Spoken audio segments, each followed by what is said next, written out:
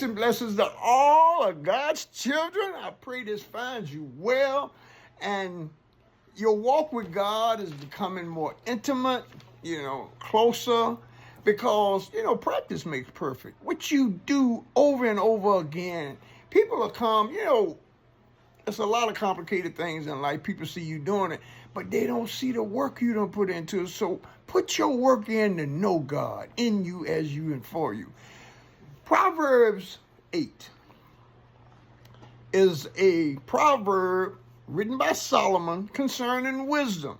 Proverbs 7, Solomon speaks of a woman of carnal, lower nature. As a matter of fact, Proverbs 7 is titled the harlot. Proverbs 8 is wisdom. But here's the bonus, and this is what I want to talk about today.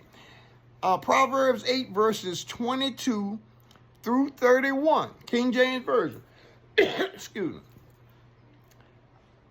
Those verses speak of what was going on before creation, before Genesis 1. Check me out now, I'm going to read it. Proverbs 8:22, King James Version of the Bible. Thus the word of the Lord reports. The Lord possessed me in the beginning of his way, before his works of old. Speaking about Genesis chapter 1. I was set up from everlasting, from the beginning, or ever the earth was. When there were no depths, I was brought forth. When there was no fountains abounding with water.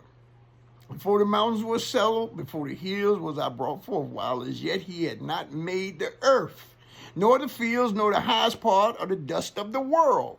All right? When he prepared the heavens, I was there. It's in the book. Now, I didn't write it in there. When he set a compass above the face of the depth. When he established the clouds above. When he strengthened the fountains of the deep. When he gave to the sea his decree that the waters should not pass his commandment. When he appointed the fountains of the earth. Then I was by him as one brought up with him. And I was daily his delight. Okay. Rejoicing always before him, rejoicing in the habitable part of his earth, and my delights were with the sons of men. Now hold them up. This is before any creation. Genesis, darkness, they call those the primordial waters. All right.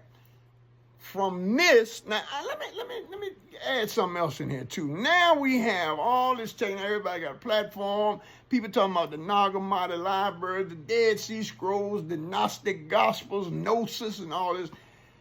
Listen, no, I'm not trying to stroke myself. I was studying this stuff here 40, 50 years ago. The Gnostic Gospels. I was in prison and locked up most of the time. And rather than going crazy, I read books, I studied, I meditated. I went into the Word, I studied different versions of the Bible. And let me tell you something.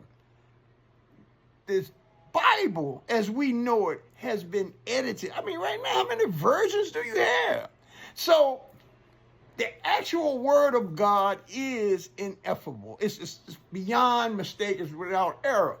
But you have to be aware that men, because of personal interest, has went in there and put things in place in these 66 books. And understand something now. The Ethiopian Bible got 80 books in it. And it's a lot of books that men determine. And that's what I'm addressing here.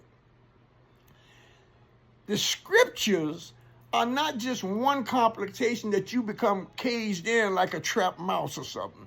Those scriptures, Christ said in John 8:32, you shall know the truth, and the truth shall set you free. Now, there's a lot of different ways we can look at Christ. I'm speaking here. I'm not no theologian, and I ain't been to the seminary, whatever they call it. But listen to this right here. Make it make sense to you. These scriptures, wisdom, who apparently the primordial waters and the darkness and all that, she was around there. Wisdom's always been here. As a matter of fact, the Hebrew word for wisdom is Hokmah, H-O-K-A-H. And research that. Like I said, I searched it. I want you to research it. And also, Find out. Now, you're going to have to go through another text to find this out. It's called the Zohar. That's where you find the word Shekinah glory, or the divine feminine, as everybody talk about here. See, this is why I'm trying to address it. You cannot let small-minded people confine you in your search and your pursuit of following the Spirit of God. I'm just saying that. So get in there and check this out for yourself. It's in the King James Version of the Bible. See, here again. In order to get to the hidden knowledge, you have to be a mystic. And no mystic is going to remove. This is why this stuff is still apparent here, even after the Council of Nicaea, King James, and the Catholic Church, and all these other people who see religion as a business. They have a vested interest in keeping you behaviorally modified to be compliant to their wishes. Peace and blessings to all of God's children. I pray you find elevation, and as Christ said in John 8:32, you shall know the truth, and the truth will make you free. Peace.